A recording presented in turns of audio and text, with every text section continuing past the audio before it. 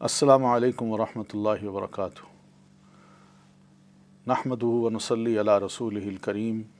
اما بعد فاعوذ باللہ السمیع العلیم من الشیطان الرجیم، بسم اللہ الرحمن الرحیم۔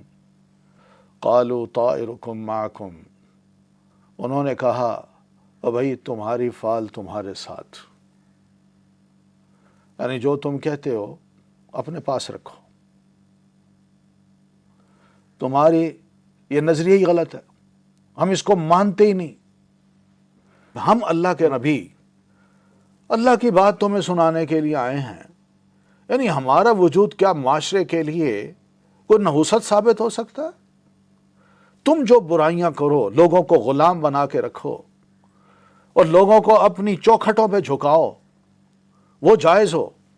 اور ناجائز طریقے سے ان کے مال تم بناؤ، یہ تمہارے لیے جائز ہو، اور ہم سب سے کاٹ کے ایک اللہ کی طرف جو سب کا خالق بھی اور مالک بھی ہے اس کی طرف لوگوں کو جھکائیں، تو یہ جرم ہے،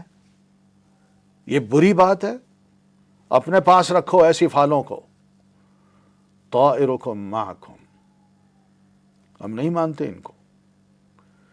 یہ ہے مسلمان کا بلیف، کہ وہ ان فالوں کو، طوطے سے اپنی قسمت نکلوانے والوں کو، یا پھر ہاتھ کی لکیروں سے یا ستاروں سے اپنی فال نکلوانے والوں کو صاف صاف کہہ رہے ہیں طائرکم معکم، اور بھائی تمہاری بدفالیاں تمہارے پاس، ہم نہیں ان کو مانتے۔ اَإِن ذُكِّرْتُمْ، باقی رہی یہ بات کہ تم ہمیں دھمکی دے رہے ہو کہ باز آ جاؤ ورنہ ہم یہ کر دیں گے، کیا ہمارا قصور صرف اتنا ہے کہ ہم نے تمہیں نصیحت کر ڈالی ہے، ایک واضح سا پیغام دے دیا ہے، اور غریبوں امیروں سب کو کہا ہے کہ ایک اللہ کے آگے جھکو، اس کو مانو، سب کو چھوڑ دو؟ اس پہ تم ناراض ہوئے اور اتنا شدید تمہارا رد عمل ہے؟ بل انتم قوم مسرفون، اصل بات یہ ہے کہ تم ایسے لوگ ہو جو حد سے بڑھنے والے ہو۔ ہم نے کوئی حد سے بڑھ کے بات نہیں کی، تمہارا جواب اگر تھا تو اتنا ہوتا کہ ایک اللہ، اس کو ہم مانتے ہیں، ٹھیک ہے ہم اس کو مانتے ہیں اور آپ کی باتوں کو تسلیم کرتے ہیں اور اسی کے آگے جھکتے ہیں، کون سا یہ گناہ کا کام ہے جو ہم کروا رہے ہیں؟ لیکن تمہیں یہ نصیحت بھائی نہیں، تم نے یہی سوچا کہ اس نصیحت کے مقابلے میں اپنا رد عمل اتنا شدید ظاہر کریں کہ جو لیمٹس ہوتی ہیں ان کو بھی کراس کر جائیں، اور یہ مارنے، پتھر سے سنسار کرنے اور دردناک قسم کی عذاب کی دھمکیاں دینے، یہی ہے اسراف، اور کیا چیز ہے؟ بس اتنی بات ہوئی تو اتنے میں وجاء من اقصى المدینۃ رجل یسعی، انبیاء کو گھیرے میں لیے ہوئے تھے یا ان کے خلاف شدید رد عمل ظاہر ہو رہا تھا کہ اتنے میں شہر کے دور دراز علاقے سے ایک مرد، ایک آدمی دوڑتا ہوا اس محفل میں آیا جہاں انبیاء کھڑے تھے اور جہاں یہ شہر کے بڑے لوگ ان کو دھمکیاں دے رہے تھے۔ وہ آیا اور آ کے ان کہنے دھمکیاں دینے والوں سے پوچھا کہ کیا یہ جو باتیں کر رہا ہے تم سے پیسے مانگتا ہے؟ انہوں نے کہا نہیں، پیسے نہیں مانگتا۔ اتنا سنتے ہی پھر وہ اس کے پاس گیا، ان انبیاء کرام کے پاس چلا گیا اور کہتا ہے یا قوم اتبعوا المرسلین، میری قوم، یہ اللہ کے واقعی رسول ہیں، رسول پیسے نہیں مانگتے، رسول اللہ کی بات جب کرتے ہیں نا تو ان کا اخلاص اتنا زبردست ہوتا ہے، وہ پہچانا جاتا ہے، وہ کھلم کھلا بات کرتے ہیں، انہیں اپنی موت کا، کسی دھمکی کا ڈر نہیں ہوتا۔ لیکن جو کھلم کھلا بات نہیں کرتے وہ ضرور لوگوں سے مروب ہوتے ہیں،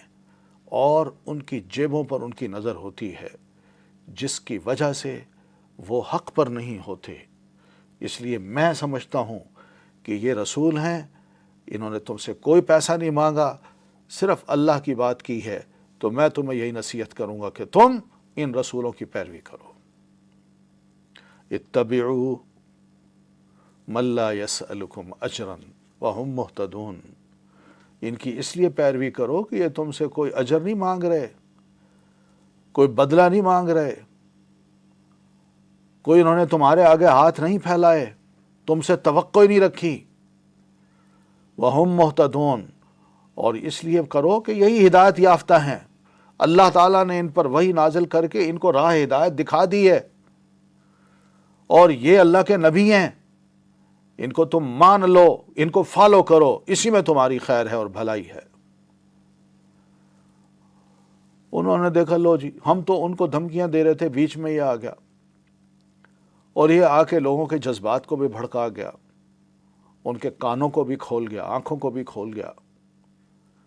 کہ بات تو انہی کی صحیح ہے۔ ایک مؤید ان کو مل گیا تو انہوں نے اس کو پکڑ لیا، اور پکڑ کے اس کے ساتھ بھی وہی دھمکیوں کا سلوک کیا جو انبیاء کرام کے ساتھ کیا تھا، مگر اس نے پھر صاف صاف کہا، وَمَا لِيَ لَا أَعْبُدُ الَّذِي فَطَرَنِي وَإِلَيْهِ تُرْجَعُونَ،